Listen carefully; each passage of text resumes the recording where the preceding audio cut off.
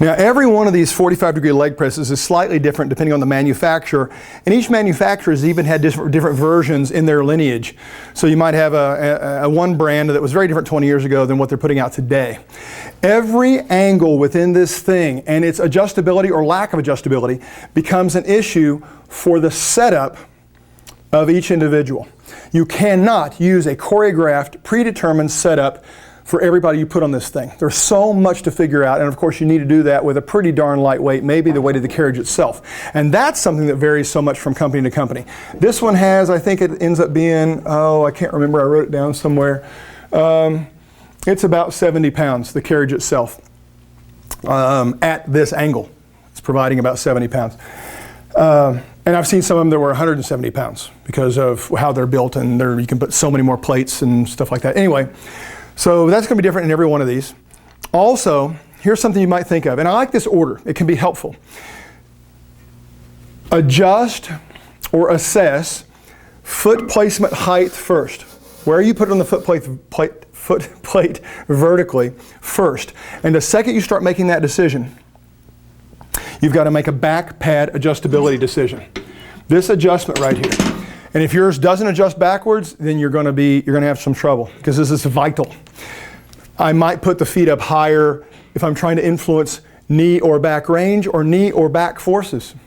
I might put it lower if someone has hamstrings that are in super protection mode and aren't allowing much length. But I also could choose a foot placement based upon knee and back forces, but then alter the back pad to make up for the hamstring thing. So this combination of factors must be explored, trial and error, pretty precisely as part of the setup. And as you add load, as they progress and they do more load, that might need to be altered ever so slightly, might need to be changed or adjusted ever so slightly.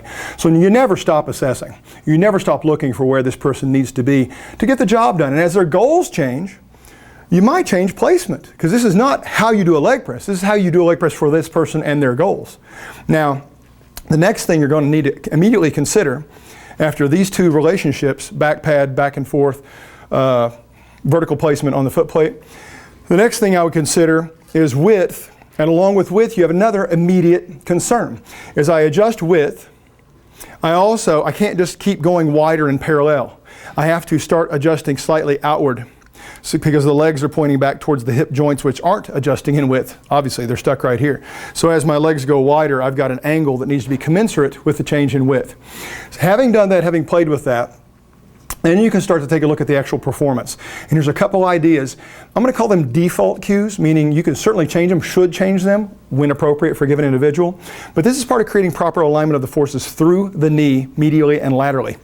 Once you get them set up, and it appears that their foldability is optimal for them, for today, for this goal, have them put a little more force on the outside of their feet, and I don't mean go clear up on the edge of their foot like this, but you can feel this, and you might barely see inside of their shoe, just a little shift where you see the medial side of their foot. Maybe it looks like it raises up against their shoe a little bit, and the outside of their foot is buried against the foot plate. That right there will change the medial and lateral forces, and especially if someone has a considerable or excessive valgus, and often the associated Q angle that you've heard me mention before. So there's some really neat tips on this thing. And to wind this up, in conclusion, a lot of people are probably sitting here watching this little multi-part segment on leg press and go, but why would you use leg press? Squats are way better anyway. Look, if you judge exercises that way, one is inherently better than another for some arbitrary reasons that you think are objective, then you really don't understand exercise. Because these decisions have to be made. The value of a given exercise is based upon who you're talking about. I hear people all the time say, squat's the best exercise. Yeah, not for my paraplegics that I work with. Not for my person that's an amputee. So there's a lot, you guys, not everybody's you. Your client's not you. Your client's not an athlete half the time. They're real people with real osteophytes and real arthritis and real muscles that aren't even eliciting contractions. So we have to adjust for them. This is part of being an exercise professional. It's not doing the same thing for everybody. And this device and similar leg presses can be great for someone whose structure is such that it influences their squat so dramatically the squat is not even a viable exercise for them. And I know you can't envision that, but it's true. Yes, they might be able to sit down in a chair with repercussions in their knee over 70 years of sitting.